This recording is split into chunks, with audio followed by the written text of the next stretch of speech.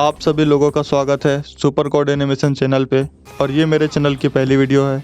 इसमें मैं solid star के एपिसोड नंबर 228 को एक्सप्लेन करूँगा। दोस्तों, मैं एक नया यूट्यूबर हूँ, तो प्लीज़ मुझे सपोर्ट करो। चैनल को सब्सक्राइब कर देना, वीडियो को लाइक करना और वीडियो में क्या इम्प्रूवमेंट चाहिए और अगर कुछ गलती हो तो उससे रिलेटेड भी कमेंट कर देना कि आगे मुझे उस गलती को कैसे सुधारना चाहिए। इस एपिसोड में लू फेंग के शिवू विंग्स की तरह ही जो एक विंग्स है, इस विंग्स की जो स्पिरिट है टकला स्पिरिट, ये लू फेंग के सामने हार मानते हुए उसको अपना मास्टर बनाने के लिए तैयार हो जाता है और उसके तरफ अपने कोर एनर्जी से बनी हुई एक एनर्जी बॉल भेजता है और लू फेंग को इसे अपनी विल के साथ में मिलाने के लिए कहता है। पर क्योंकि लू फेंग के पास में भी शिवू विंग्स है और उसकी स्पिरिट भी जाग गई है, तो वो स्पिरिट लू फेंग को बता देती है कि ये इस टकले स्पिरिट की चाल है और वो लू फेंग को मारना चाहता है, क्योंकि लू फेंग की विल अभी इतनी पावरफुल नहीं है कि वो उसकी एनर्जी को अपने में समाहित कर सके। अगर लू फेंग उसे टच करेगा तो वहीं पर उसकी मौत हो जाएगी। इसलिए लू फेंग पीछे हट जाता है और अपने एक सर्वेंट को उस एनर्जी कोर से मिलाने के लिए भेजता है।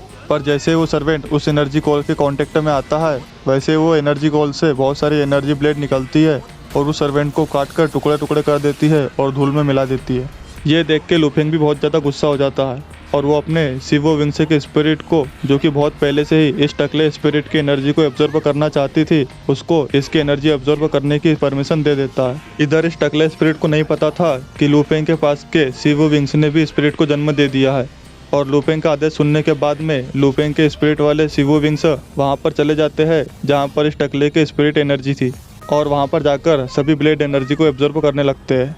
ये देख के ये ओल्ड स्पिरिट बहुत ज़्यादा गुस्सा हो जाता है और वो शिवू विंग्स की नई स्पिरिट को मारने की बात करता है और कहता है कि बाद में वो किसी न किसी दूसरे मास्टर को अपना बना लेगा और आकर लू फेंग और उसके स्पिरिट को ख़त्म कर देगा और अपनी एनर्जी वापस ले लेगा। इस ओल्ड स्पिरिट की एनर्जी ब्लेड को हासिल करने के बाद में लू फेंग के शिवू विंग्स वाले स्पिरिट की पावर 100 गुना ज़्यादा बढ़ जाती है। मतलब कि अब उसके शिवू विंग्स 100 गुना ज़्यादा पावरफुल हो गए हैं। अभी लू फेंग की विल इतनी पावरफुल नहीं है कि वो इस स्पिरिट को अपना सर्वेंट बना सके, इसलिए लू फेंग अपनी विल को मजबूत बनाने के लिए इस डैमेज हुए शिवू विंग्स की तरह ही विंग्स पे जो ब्लड स्टेन लगे हुए हैं उनसे कल्टीवेट करके अपनी विल को मजबूत बनाने की कोशिश करता है। जब लू फेंग अपना कल्टीवेशन खत्म कर देता है और उसकी विल भी बढ़ जाती है, फिर भी वो इतना पावरफुल नहीं होता है कि वो इस स्पिरिट को अपना सर्वेंट बना सके। इसलिए लू फेंग अब यहाँ से वापस जाने के लिए निकल पड़ता है। पर जाने से पहले वो इस ओल्ड टकले स्पिरिट को कहता है कि जब वो अगली बार यहाँ पर आएगा तो वो इसे अपना सर्वेंट बना लेगा और बाहर अपने ब्लड क्लाउड पैलेस मास्टर वाली बॉडी के पास में चला जाता है। यहाँ पर वो अपने शिवू विंग्स की एक पावर, जो कि गोल्डन किंगडम है, उसको यूज़ करता है और सभी एरिया को स्कैन करता है। इस जगह पे लू फेंग को जहाँ से वो आया था उस रास्ते के अलावा भी एक और रास्ता मिलता है, इसलिए लू फेंग अपने स्टार टावर के साथ में उस रास्ते पे चला जाता है। यहाँ पर सबसे पहले एक बहुत गर्म जगह मिलती है जहाँ पर सभी जगह पे आग ही आग थी।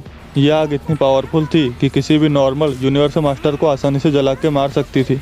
पहले तो लू फेंग अपनी क्लोन बॉडी के साथ में बाहर जाता है और इस आग में सभी जगह पे चेक करता है, पर क्योंकि उसकी बॉडी भी इस आग को सहन नहीं कर पाती है, इसलिए वो वापस आ जाता है और स्टार टावर की सुरक्षा में ही आगे बढ़ता है। आगे जाने पर उसको बहुत बड़ा रेतीला तूफान मिलता है जहाँ पर हर एक रेत के कण में एक अलग स्पेस था। इसके अलावा लू फेंग को इस रेत के तूफान के बीच में और एक जगह दिखाई देती है जहाँ पर जब वो अपने स्टार टावर के साथ में आगे बढ़ने के लिए सोचता है तो लू फेंग को बबाता रोक देती है और कहती है कि बाहर का प्रेशर इतना ज़्यादा है कि वो किसी भी यूनिवर्सल मास्टर को मार सकता है। और लू फेंग कहता है कि जहाँ पर जगह जितनी ज़्यादा खतरनाक होती है वहाँ पर उतने ही ज़्यादा अच्छे ट्रेजर मिलते हैं, इसलिए वो अपने स्टार टावर के साथ में उस ब्लॉकेज में चला जाता है। यहाँ पर इस नई जगह में ना ही बाहर जैसी गर्मी थी, ना ही अलग अलग स्पेस वाले रेत के कण थे और ना ही किसी और तरह का ज़्यादा पावरफुल खतरा था। इसलिए लू फेंग इस एरिया को चेक करने के लिए अपने शिवू विंग्स की गोल्डन किंगडम वाली पावर को फिर से यूज़ करता है। जब लू फेंग स्कैन करते हुए आगे बढ़ता है तो इसको यहाँ पर एक बहुत बड़ा ट्रेजर दिखाई देता है। यहाँ पर 2 तरह के ट्रेजर थे, जिसमें कि पहला एक चाबी की तरह था और उसके आसपास में एक 1000 थ्रेड वाला स्टार मैप था, जिसको कि अब मैं स्टार मैप ही बोलूँगा।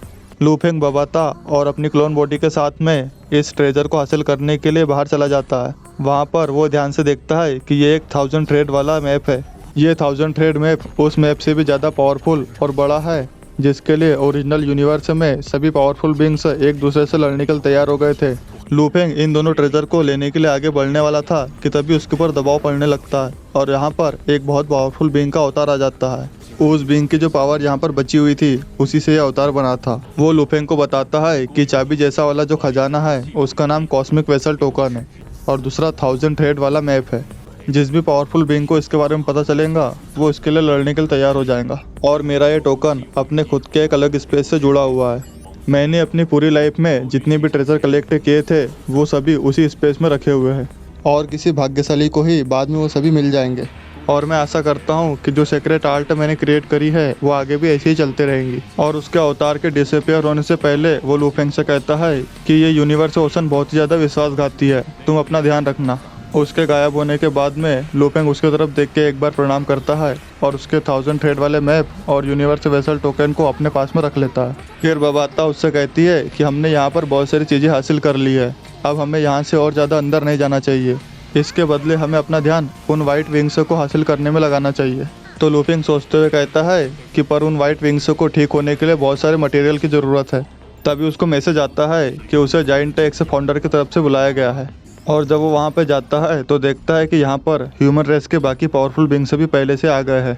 इसके बाद में यहाँ पर ह्यूज जायंट एक्स की एंट्री होती है जिसका कि एक लेवल का ब्रेक थ्रू हो गया है और उसकी एनर्जी को देख के सभी लोग बहुत ज़्यादा खुश होते हैं। यहाँ पर सभी लोग जायंट एक्स को पिनेकल रियल्म का सुप्रीम डिवाइन ट्रेजर ऑब्टेन करने के लिए बधाई देते हैं। तो यहीं पर ये एपिसोड ख़त्म होता है। आप सभी को एक्सप्लेनेशन वीडियो कैसी लगी कमेंट करके ज़रूर बताना। Thanks for watching super code animation. मिलेंगे आपसे अगली वीडियो में।